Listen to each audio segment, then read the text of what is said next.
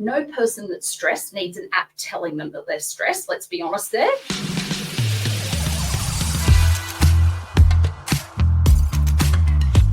Welcome to Sales Bites, our snack-sized version of the Redefining Sales podcast. My name's Abby White, and I'm your host for this podcast. Today, we've got Dr. Kristy Goodwin, and I'll give you the context first as to why I asked Kristy to come on the show. I have been noticing more and more with the teams that I'm working with that a lot of the time we might know what to do, but we don't do it and we've got into bad habits. Or huge proportion of teams are facing a massive level of burnout, particularly at the moment. We're in quite a tough economy, slightly more challenging market in times for most industries. And so I'm noticing this level as well around some of the limitations on performance are actually human-centric rather than skills or knowledge-centric. So I'm actually going to read out Kristy's bio because she's too bloody good to not do her full justice.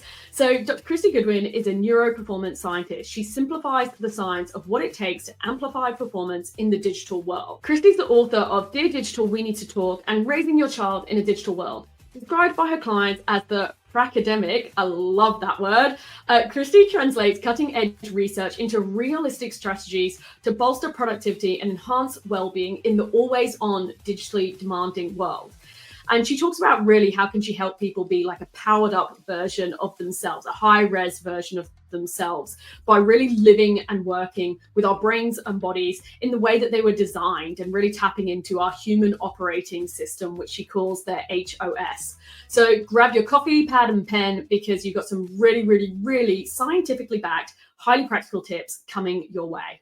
And what I like about what you're saying is we're not necessarily suggesting go decamp to a health spa for the next 3 months, which is kind of what I wish you were saying so I could play it back to my husband.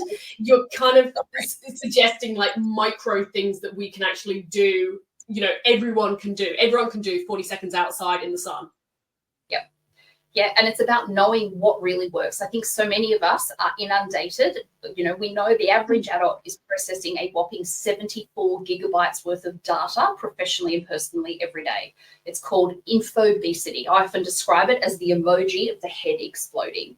And so it's not about consuming more information and reading about a hack or trying something out. It's about applying research-based solutions. And one of the things that I'm finding working with corporate teams and with one-on-one coaching clients is when we track the impact of some of these micro habits on our performance, we can figure out what exactly works for us. And we're doing this at the moment through some what we call in neurotechnology, through wearable devices, where we can actually track in real time what happens to a person's stress using the technology I use with teams. It's called a Whoop strap. And using a Whoop strap on a person's app, we can firstly see their stress monitor. Now, no person that's stressed needs an app telling them that they're stressed. Let's be honest there. That is not what the purpose of it is. But what we know is that if we can see we're in that red zone, we're in that high stress zone, and sometimes we need to be, perhaps it's a high stake pitch. Perhaps it is a presentation that you're really hoping will land. Maybe it's writing up this proposal and you're not quite sure which way to go. We are, remember, designed not to shy away from stress, but how do we bring ourselves back to a baseline? Because constantly being in that chronic stress will be detrimental to our physical health, our mental well-being, and our relationships. That's one of those biological constraints. So using this wearable technology, we can look at, hey, when I do those 2 to 3 sighs that Kristy talked about, have a look. I go from being in the high to the low stress zone within a couple of minutes.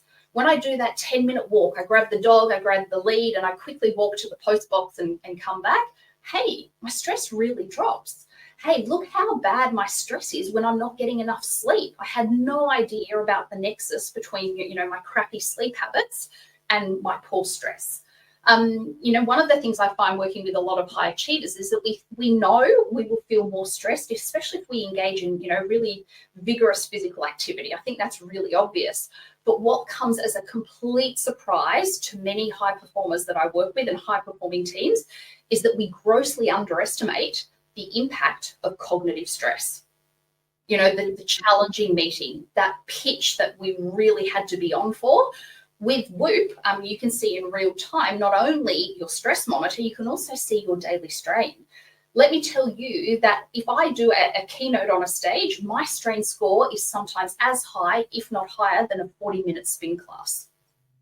So we know, and I think often we underestimate that cognitive mental load. Now, for most of your listeners, we are knowledge workers. We are paid for our mental efforts, our cognitive performance. I think we often think that it's only physical exertion that strains us and stresses us. That mental load that we often carry, and if we want to perform at a high level, we want that prefrontal cortex primed. We have to make sure, and this sort of ties into that third pillar, that we have to effort and recover. Effort and recover. We are not designed to be always on. And, if we think about it, even with our machines and equipment, what do we allow machinery to do in operational plants? Do they have downtime? Do they have maintenance? Do we do upgrades on our phones? Do we power them up? And so we have to start working in these ways that are both at high performance, but in a sustainable capacity. Yeah, it's something really common. I think we often underestimate that mental effort can be really draining and stressful. Yeah, I agree. And I think it's also, you made it the point earlier around the little things. I'm really actively trying to work on that one at the moment, even if it's like round the house, seeing the cup that's lying on the side, rather than just picking it up right now and putting it in the dishwasher and you leave it. And then 5 times during the day, you walk past, oh my God, that cup is still there. Why is that cup still there? Why is that cup still there? Versus just actually going, I'm going to get it off my mental load about a bloody cup. Like it's like you said, trying to eliminate the little things. Or I found at the weekend, my son had swimming, and it's always a I don't know other word than shit show, trying to get out the door to his swimming. And how do you try and go, right, we're just going to leave 5 minutes earlier so that we're not in that, go, we're going to be late. Or same thing, for your meeting or for the podcast or for whatever it is that you're preparing for. Like, I think that's kind of an interesting concept you talked about removing some of the micro stresses. Yeah, and we have to be aware, especially if you're leading a team. I encourage, when I work with teams, we often do something called a stress audit, and we actually look at a stress audit and a stress manifestation, because every person responds to stress differently and it manifests differently. For some people, it's irritability, it is insomnia, it is digestive issues. For other people, it's what we call emotional blunting. It might be social withdrawal. So this is the challenge, especially for leaders, knowing that each of your colleagues will respond to stress in different ways, and each of them will have different tolerances for stress. What someone sees as a blip on the radar is, for some of your other colleagues, level 10 on the catastrophe scale. And so this becomes really cumbersome. And again, empowering teams to say, this is what you can do at an individual level. And then also as a leader saying, what's within my locus of control, assessing, and this is hard. And I understand in the current economic climate, we're seeing redundancies and pressure to perform, assessing whether we've got manageable workloads. Creating what I call your team's digital guardrails. This is absolutely imperative in light of the right to disconnect legislation that's coming into effect in August 2024. Actually articulating what are your digital norms, practices, and principles as a team, so that your colleagues feel like they can switch off. Do you have, I call it a communication escalation plan, so that if there legitimately is an after hours urgent issue, what's the one mode through which that issue is disseminated to the team, so that people feel like they don't need to be constantly checking emails at night? How do we respond after hours? Because these, I call them our tech expectations. We often have really different tech expectations. And if teams haven't taken the time to co-create, and it's really important, this is not an IT policy that's sort of written and passed down. There has to be some joint agreement and discussion about these digital agreements or guardrails. But coming up with some of those parameters can go a really long way in people feeling like they can switch off, so they're not in these chronic levels of stress all of the time. Because we know stress produces cortisol. Cortisol inhibits neural pathways. So you just simply cannot perform at your peak when you are stressed. We know that instead of energy being directed in that prefrontal cortex that I was talking about, we activate our amygdala. That's the worry center of our brain. So we really need to do whatever we can at an individual level, but also collectively, how can we manage that team stress? And we've all been in situations, I don't know if you have, Abby, where we've got one stressed colleague and it has such a quick contagion effect. So from a performance perspective, trying to bolster that capacity to deal with stress at an individual and collective level is absolutely critical. And this is what I love about what you're talking about. Not only is it science-backed, not only is it practical and it's micro and it's achievable, and I often have you in my head when it's like, it's only 40 seconds out. But I also like the fact that we're not just talking about, oh, look after your team's well-being because it's like, the right thing to do. And it is the right thing to do, but it's more than that. It's actually going for your team to operate at peak performance, for you to grow, for you to achieve growth, for you to grow your sales, for the team to actually perform. We actually have to look at how do we get the most out of, your most expensive a lot of the time and best asset being your people. And that's what I kind of like about the shift in the angle of what you're talking about with human performance, and therefore how human performance is driving business performance and real hard outcomes. Yeah.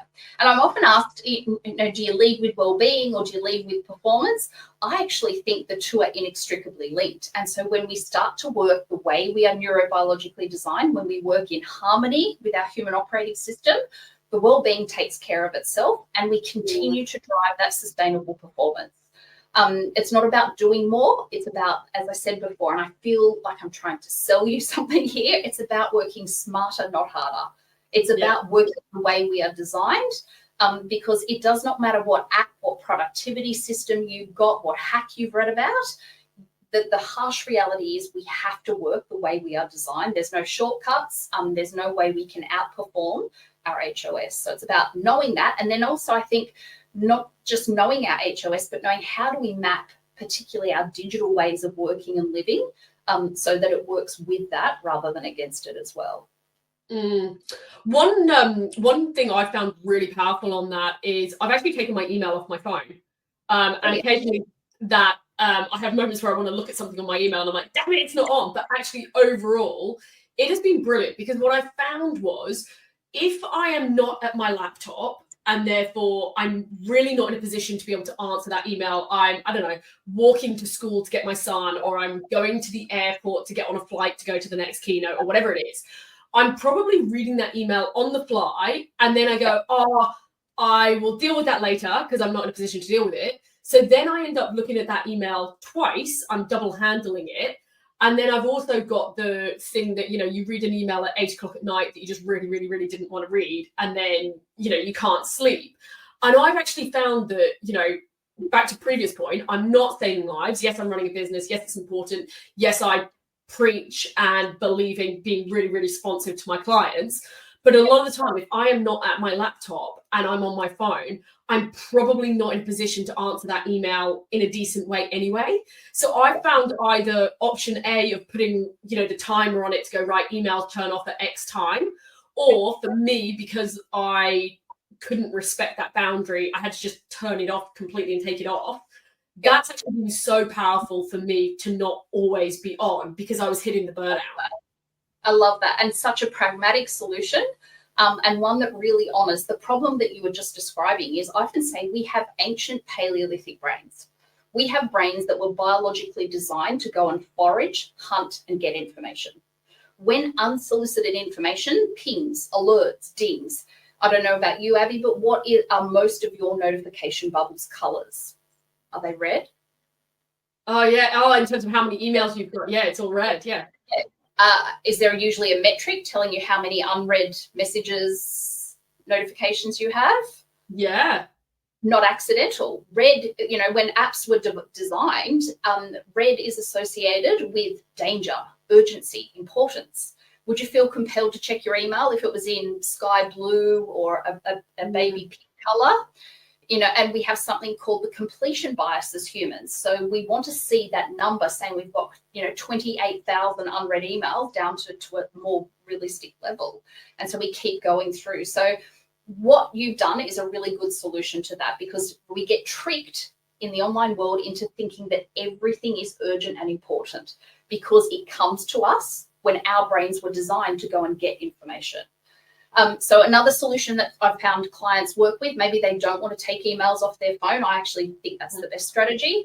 But maybe email isn't your Achilles heel. Perhaps it's social media. Do you get sucked into TikTok or Instagram? Are you obsessive about soccer scores or other sports reports?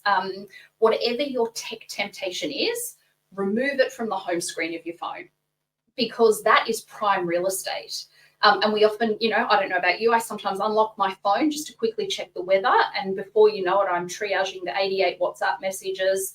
Then I'm in Instagram, and then I'm checking messages in LinkedIn. We get into that vortex. Another strategy that can work if that one doesn't work for you is to log out of the apps that are your temptation. Now, hopefully, it creates some friction. One of the reasons we get sucked into the digital vortex is because there's no friction. We can pick up our phone. We don't even need to unlock it with a passcode anymore. We often just hold it up in front of our face and let the facial recognition activate, and then off we go. Whereas if I have to log in, hopefully there are some steps that will prohibit or deter me from using it. I've got to remember what's the passcode combination for this particular app. So it's just creating that friction so that we don't go down that rabbit hole. And as you said, being really mindful at night. I worked with a team recently, and they created their digital guardrails. And one of their digital guardrails was don't touch your box at night. If you enjoyed that conversation with Dr. Kristy Goodwin, check out the show notes for all of the links to Kristy's website, her LinkedIn, and how you can connect with her.